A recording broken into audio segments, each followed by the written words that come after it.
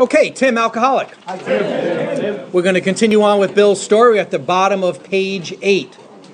Bottom of page 8. Last week we saw that Bill had already been to Towns Hospital 3 times. He was the first time in the fall of 33, the second time July 34, third time September 34, and now we're at the very bottom of the page, page 8. My musing was interrupted by the telephone.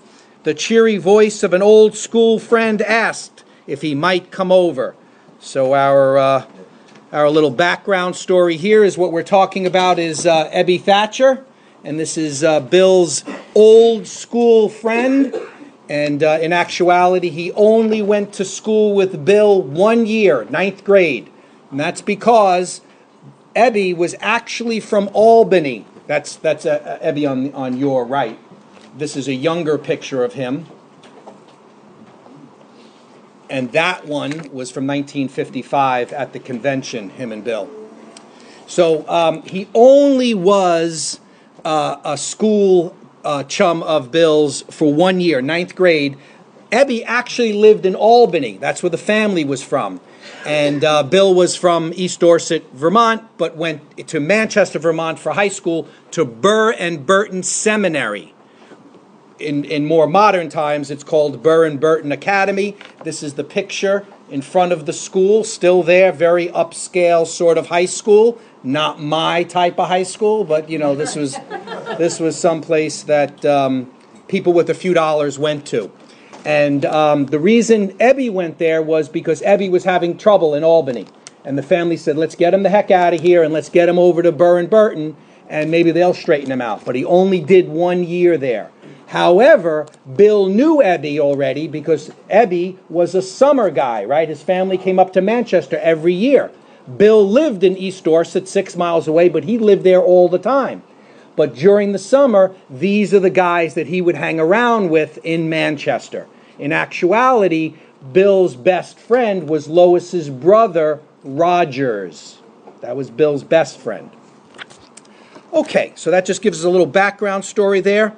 And our next line is, he was sober. It was years since I could remember his coming to New York in that condition. I was amazed. Rumor had it that he had been committed for alcoholic insanity. I wondered how he had escaped. So again, a little background story to this is Ebby in his absolute bottom. He's living in the family summer house. It's all closed up. And he's living in one room in this house in the winter. And he's at his absolute bottom. And the rule in the law in Vermont at the time is if you get convicted of 3 alcohol-related offenses, you are automatically sent for a 6-month commitment to an asylum. And once you're in, it's tough to come out. You know what I mean? So you did not want this to happen. And we're going to see what transpired. Of course he would have dinner. And then I could drink openly with him. What does that mean? Bill is hiding his drinking. Now he can drink openly when Ebby comes by. Unmindful of his welfare. What's that? Self-centeredness. Doesn't care about how it affects him. He's sober, but I'm going to drink anyway. I thought only of recapturing the spirit of other days. There was that time we had chartered an airplane to complete a jag, meaning a drunk, right? So that little story is Bill is in Albany with Ebby, and they're drinking all night, and there's an airfield that just opened up in Manchester 6 months prior, and only a few flights have come in there. And in fact, here's a photo I took of it. It's even less clear than some of the others. I believe it. I took this with a BlackBerry, but so this is a phone photo, but you can come up later on and see it. It's a grass airfield, so it's small little private planes, still in existence now, not used much at all. But so they're in Albany, they're drinking all night, and they get the bright idea: let's fly to Manchester. So who are they drinking with? They're drinking with a pilot, Ted Burke. And they convinced this guy in the morning, the 3 of us were going to fly to Manchester. So they radio ahead and say that they're going to be, they're going to be landing in Manchester. And one of the town socialites Mrs. Orvis, as in Orvis fly fishing, right, says, wow, we've got a flight coming in here. Let's get the high school band down there. Let's make a big deal about this thing, right? This is important. We're going to generate revenue. We're going to, people are going to be flying in. We're going to be big. So they get the band. They're all out there. The three of them come off the plane, and they're all shot. Like just complete embarrassment. And in fact, Bill has to write her a letter, a couple of days later after he got over the hangover. But he wrote an apology letter to Mrs. Orvis. So he's referring back to those great times, His coming was an oasis in this dreary desert of futility. The very thing, an oasis. Drinkers are like that. The door opened and he stood there, fresh-skinned and glowing. There was something about his eyes. He was inexplicably different. What had happened? I pushed a drink across the table. He refused it. Disappointed but curious, I wondered what had gotten into the fellow. He wasn't himself. What was Bill drinking? Right. And we can go one step further and is with pineapple juice. Gin and pineapple juice. That was the drink he pushed forward. Come, what's all this about? I queried. He looked straight at me, simply but smiling. He said, I've got religion. I was aghast. So that was it. Last summer an alcoholic crackpot. Now I suspected a little cracked about religion. He had that starry-eyed look. Yes, the old boy was on fire all right, but bless his heart, let him rant. Besides, my gin would last longer than his preaching. So he's visiting Bill in 182 Clinton in Brooklyn Heights. As it's alluded to, he has not seen Bill for a while. And when he shows up there, he actually is living in Manhattan. And where is he living? Where is Ebby living in Manhattan? At the Oxford Mission, right? He's living at the Oxford Mission. It's over on the east side on 23rd Street, right by the water. Block off the water. And it's a direct relationship. It's an Oxford group creation. So there's the Oxford group, which meets at Calvary Church, and Oxford House. So it's the sanctuary is the main church, 21st Street and Park Avenue South, and then around the corner is a very large door, and that's Calvary House, and that's where all of the Oxford group members would meet. Calvary Mission was where people that were homeless could testify on a daily basis for a bed that night. They would do a whole missionary little process which would earn you a bed for the night. Ebby lived there as a member of the Brotherhood, sort of a supervisor of this thing. And I believe there were 12 of them, and I think there were 30-something beds. So men came in homeless, almost all alcoholic, I'm guessing that. Many were alcoholics, and they would earn a bed for the night, and these supervisors, the Brotherhood, would take care of the place and would have a bed themselves then too, but a permanent bed. Right? So Ebby's gotten sober through the Oxford group, which we're going to talk about in a second. He's living there. He's learned through the Oxford group, and we're going to see the 5 C's in a little while. You can take a copy when you leave. He's learned that the only way you keep this thing is to pass it on. So he's going to Bill to pass it on. Watch what happens.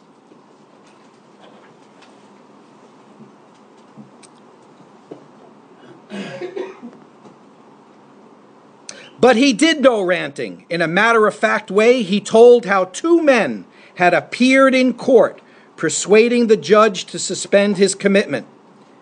So this gets us back to the statement up front on the top of the page about did he escape? I thought he was locked up, thought he was committed due to alcoholic insanity. Well, what had happened to him was that there were 2 guys hanging around with each other, and that was Seaber Graves and Shep Cornell. The 2 of them were hanging around with each other, and another character who was living up there was Roland Hazard. Roland Hazard lived about 15 miles south of Manchester, and Seaber and Shep were staying in Manchester. It's their vacation. They're just hanging around, right?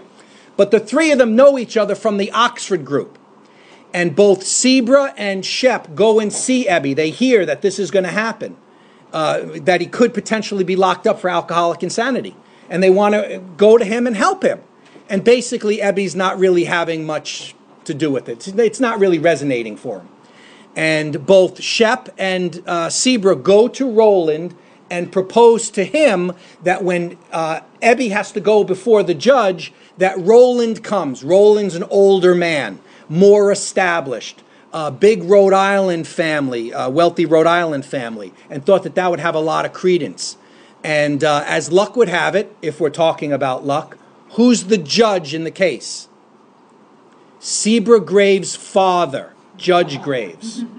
So Roland and Sebra show up at the trial and convince the judge to turn Ebby over to Roland's care. So that's how he avoids getting sent to the asylum. So as soon as he gets Ebby in his care, Ebby is struck sober, like that. Meteoric, right?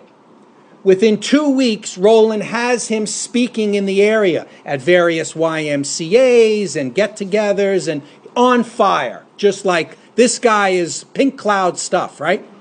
So, but then it's decided he can't stay there forever. What are we going to do with this guy?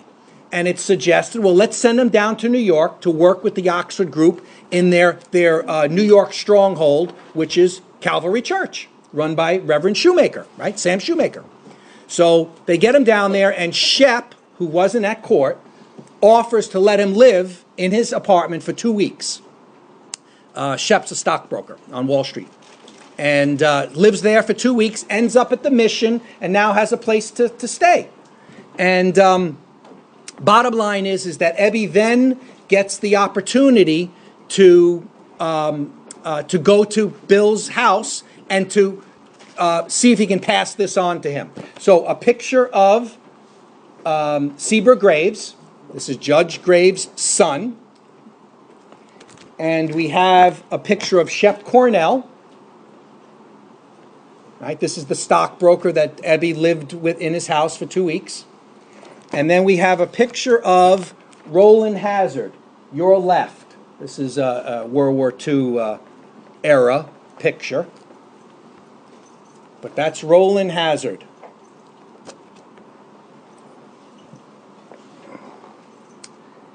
They had told of a simple religious idea and a practical program of action. So the simple religious idea is to surrender yourself to a higher power.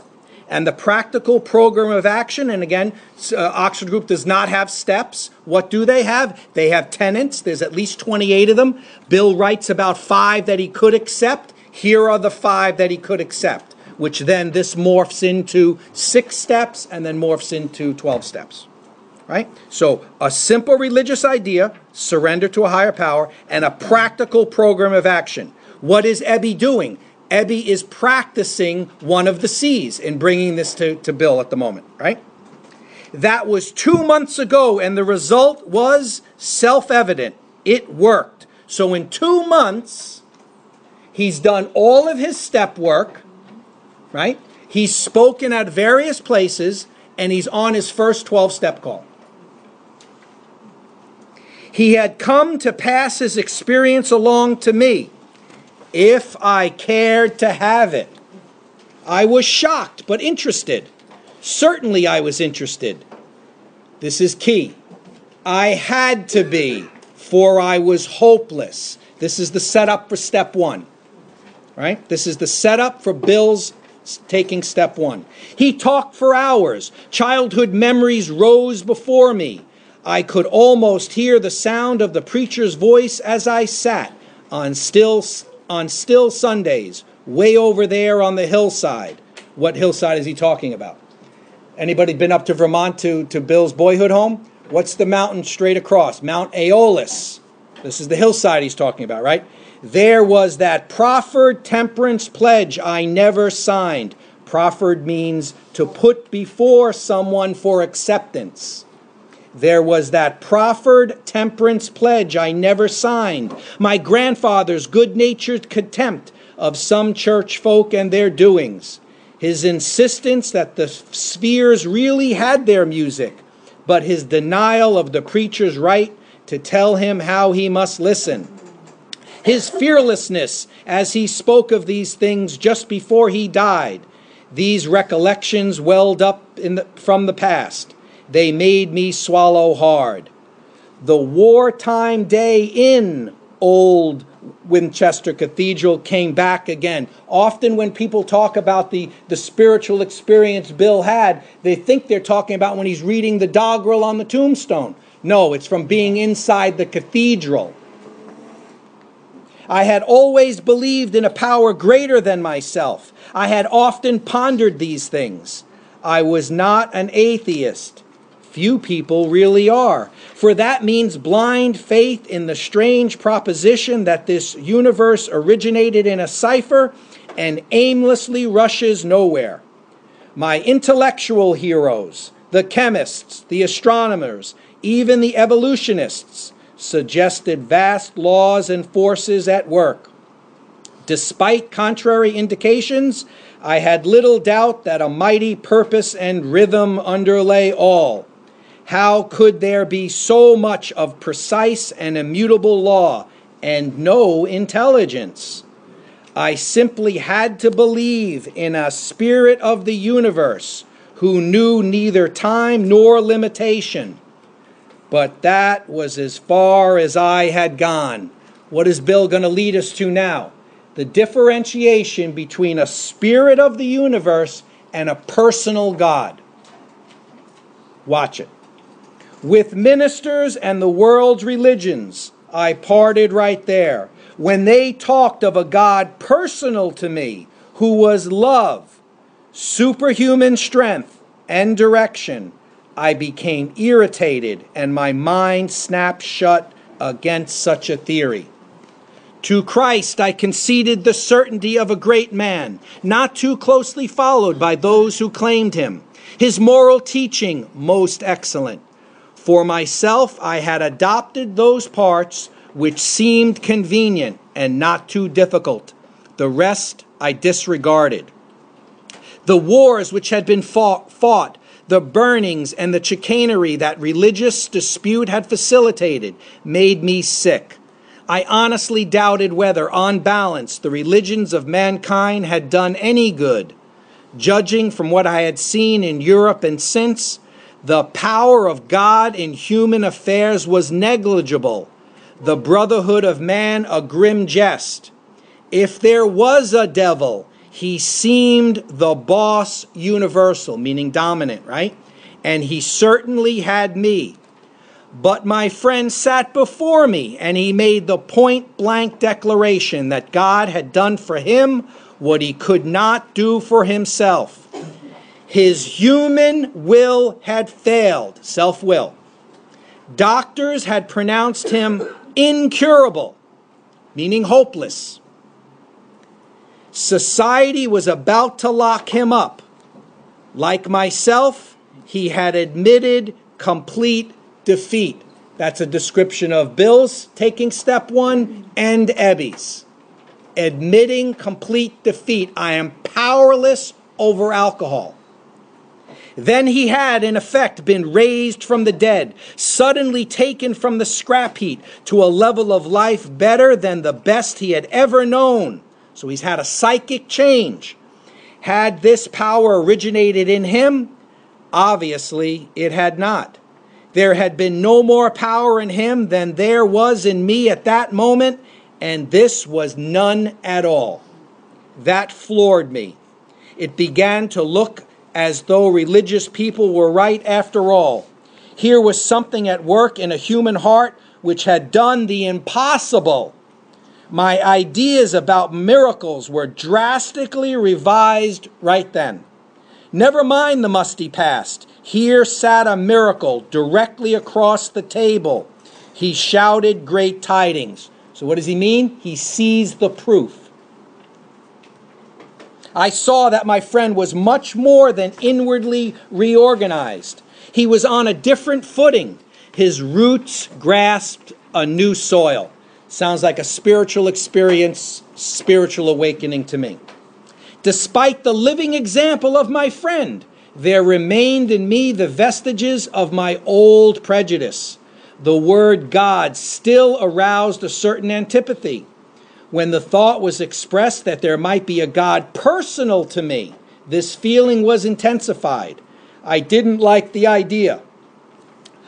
I could go for such conceptions as creative intelligence, universal mind, or spirit of nature, but I resisted the thought of a czar of the heavens, however loving his sway might be. Did you see the difference? He was describing power, energy, spirit, there was no manifestation of it. Creative intelligence, universal mind, spirit of nature. But then he gave it form by calling it, now changing to personal God, he gave it form, czar of the heavens. You can almost image it then. Do you see what he just did with those words? I have since talked with scores of men. A score is 20, so it's plural. I have since talked with scores of men who felt the same way. My friend suggested what then seemed a novel idea. He said, "Why don't you choose your own conception of God?" That statement hit me hard. It melted the icy intellectual mountain in whose shadow I had lived and shivered many years. I stood in the sunlight at last. All right, get ready. Here's step 2. It was only a matter of being willing to believe in a power greater than myself. Nothing more was required of me to make my beginning. I saw that growth could start from that point, upon a foundation of complete willingness. I might build what I saw in my friend. Would I have it?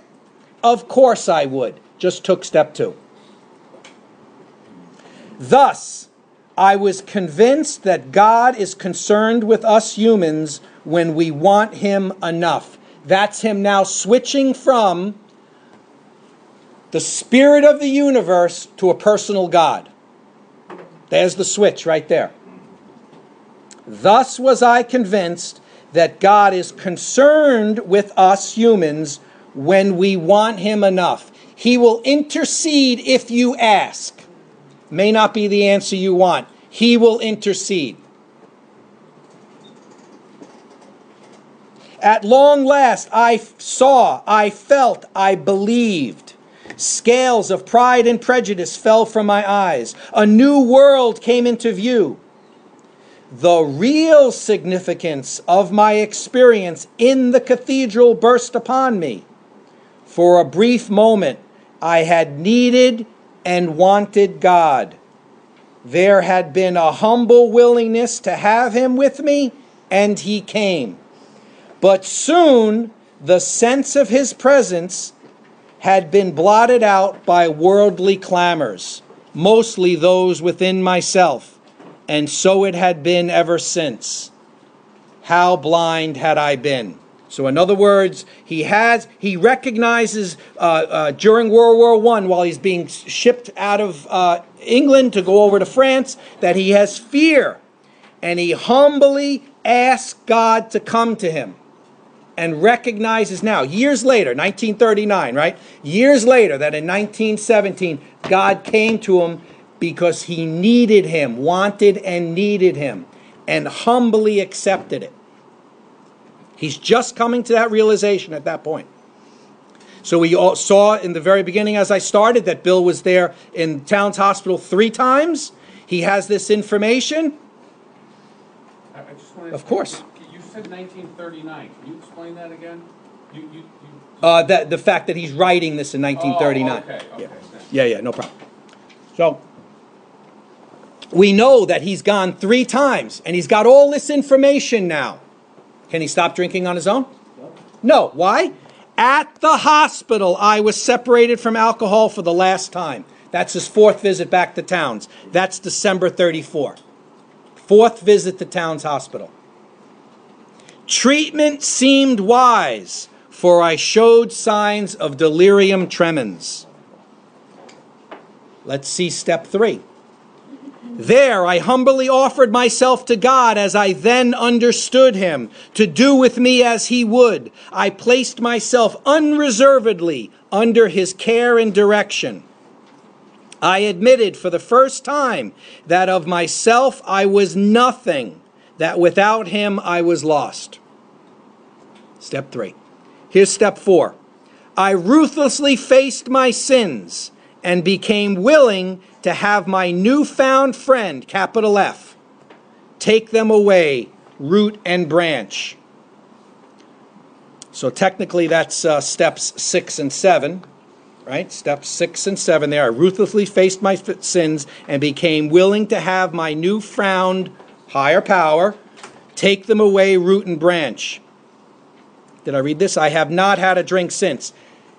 Here's step 5. My schoolmate visited me, and I fully acquainted him with my problems and deficiencies. Here's step 8. We made a list of people I had hurt or toward whom I felt resentment. I expressed my entire willingness to approach these individuals, admitting my wrong. That was step 8. Never was I to be critical of them. Here's step 9. I was to write all such matters to the utmost of my ability. Here's step 10. I was to test my thinking by the new God consciousness within. Common sense would thus become uncommon sense. Step 11. Meditation. I was to sit quietly when in doubt. Step 11. Prayer. Asking only for direction and strength to meet my problems as he would have me. Never was I to pray for myself, except as my request bore on my usefulness to others. Then only might I expect to receive, but that would be in great measure.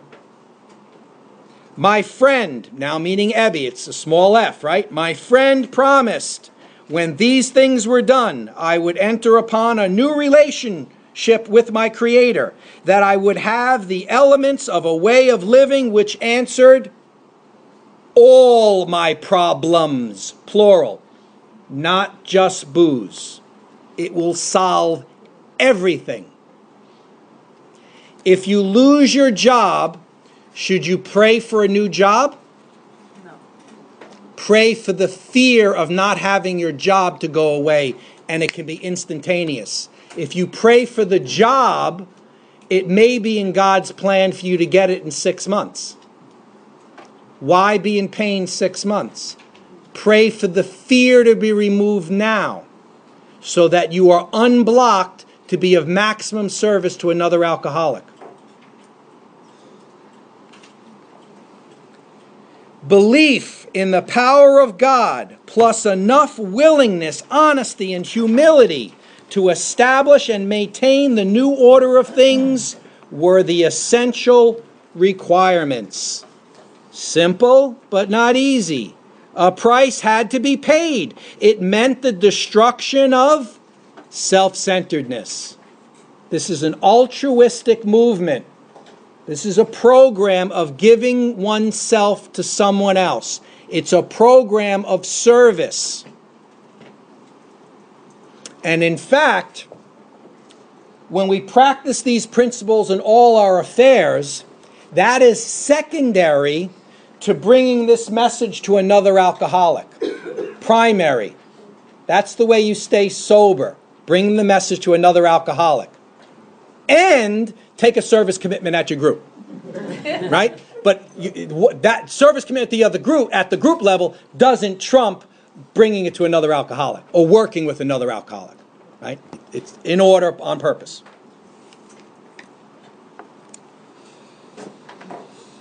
I must turn in all things to the Father of light.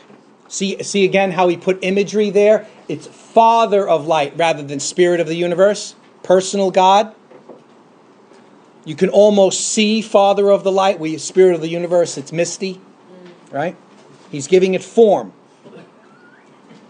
These were revolutionary and drastic proposals, but the moment I fully accepted them, The effect was electric. And so what we'll see here is this is the description of Bill's white light experience. This is the abridged version, the full version in Pass It On, much more detailed version of it. There was a sense of victory followed by such a peace and serenity as I had never known. There was utter confidence. I felt lifted up as though the great clean wind of a mountaintop blew through and through. God comes to most men gradually, but his impact on me was sudden and profound. For a moment I was alarmed, and I called my friend the doctor. Who's the doctor? Silkworth. To ask if I were still sane. He listened in wonder as I talked. Finally, he shook his head, saying, "Something has happened to you I don't understand, but you had better hang on to it. Anything is better than the way you were." The good doctor now sees many men who have such experiences. He knows that they are real. While I lay in the hospital, the thought came that there were thousands of hopeless alcoholics who might be glad to have what had been so freely given me. Perhaps I could help some of them. They, in turn, might work with others.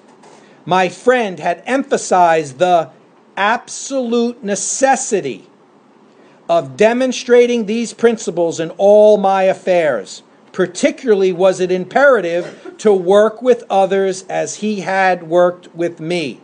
That's Bill accepting doing step 12. When he walked out, he's saying, when I get out of here, that's what I'm going to do. That's Bill taking step 12. He hasn't actually done it yet, but he's taken it, right? He's agreed to it. Faith without works was dead, he said, and how appallingly true for the alcoholic.